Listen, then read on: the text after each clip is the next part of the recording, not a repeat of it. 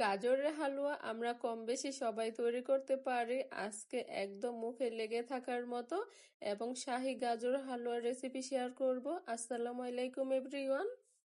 চুলায় একটি হাঁড়ি বসিয়ে দিয়েছি, দিয়ে দিচ্ছি পরিমাণ মতো ঘি। আজকের গাজর হালুয়ার মধ্যে আমি বাদাম অ্যাড করব। নিয়েছি এখানে কাঠবাদাম এবং কাজু বাদাম। এবার এগুলোকে চুলার আঁচ কমিয়ে ভেজে নিতে হবে। আর এই তো সুন্দর একটি কালার চলে এসেছে। এবার এগুলোকে উঠিয়ে সেই ঘিয়ের মধ্যে এখানে আমি অ্যাড করে দিচ্ছি গাজর কুচি।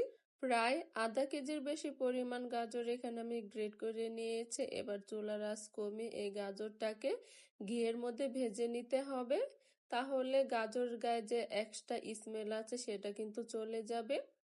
আর এই তো 4 থেকে 5 মিনিট ঘিয়ের মধ্যে আমি গাজরটাকে ভেজে নিয়েছিলাম। এখানে এবার অ্যাড করে দিচ্ছি দুধ। দুধটাকে আমি আগে জাল দিয়ে তারপর ঠান্ডা করে নিয়েছিলাম। এখানে আমি 1 কেজি পরিমাণ দুধ অ্যাড করেছি।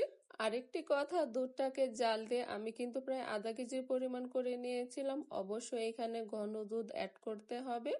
এবার একটু ভালোভাবে নেড়ে চেড়ে দিচ্ছি। এবার সুন্দর একটি ফ্লেভারের জন্য দিয়ে দিচ্ছি 3টি এলাচ এবং 1 চিমটি পরিমাণ লবণ। যে কোনো মিষ্টি খাবারে লবণটা দিলে মিষ্টির ব্যালেন্সটা কিন্তু ঠিক থাকে। আমি এখানে আস্ত এলাচ দিয়েছি, আপনারা চাইলে কিন্তু এলাচের গুঁড়ো এখানে 1 চিমটি পরিমাণ অ্যাড করে দিতে পারেন। চেক করে নিয়েছি গাজরটা সিদ্ধ হয়েছে, দুধটাও কিন্তু আগের থেকে অনেকখানি টেনে এসেছে। দিয়ে দিচ্ছি এবার 1 কাপ পরিমাণ চিনি। চিনিটা কিন্তু যে যে পরিমাণ মিষ্টি খেতে পছন্দ করেন সেই পরিমাণে কিন্তু এখানে অ্যাড করে দিতে পারেন। এবার আবার একটু ভালোভাবে নেড়ে চেড়ে দিচ্ছি। প্রথমে আমি ঘিয়ের মধ্যে যে বাদামগুলো ভেজেছিলাম, এবার সেই বাদামগুলো এখানে অ্যাড করে দিব। আর এই তো পানিটা শুকিয়ে এসেছে। এবার এখানে আমি দিয়ে দিচ্ছি 1 কাপ পরিমাণ গুঁড়া দুধ। আর এই গুঁড়া দুধটা দিলে কিন্তু এই হালুয়াটা খেতে খুবই বেশি ভালো লাগে। আপনারাও কিন্তু চেষ্টা করবেন এখানে গুঁড়া দুধ অ্যাড করার জন্য। গুঁড়া দুধটাকে দিয়ে আবারও 1 থেকে 2 মিনিট এই হালুয়াটাকে রান্না করে নিয়েছিলাম। আর এই তো হালুয়াটা একদম পারফেক্ট ভাবে তৈরি হয়ে গিয়েছে। এবার চুলা থেকে নামিয়ে নিতে হবে, তা না হলে কিন্তু হাঁড়িতে লেগে যাবে।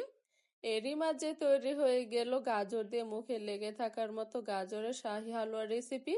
আশা করছি আজকের রেসিপিটাও ভালো লেগেছে। যদি ভালো লেগে থাকে অবশ্যই একটি লাইক দিয়ে রেসিপিটি দেখে নেবেন।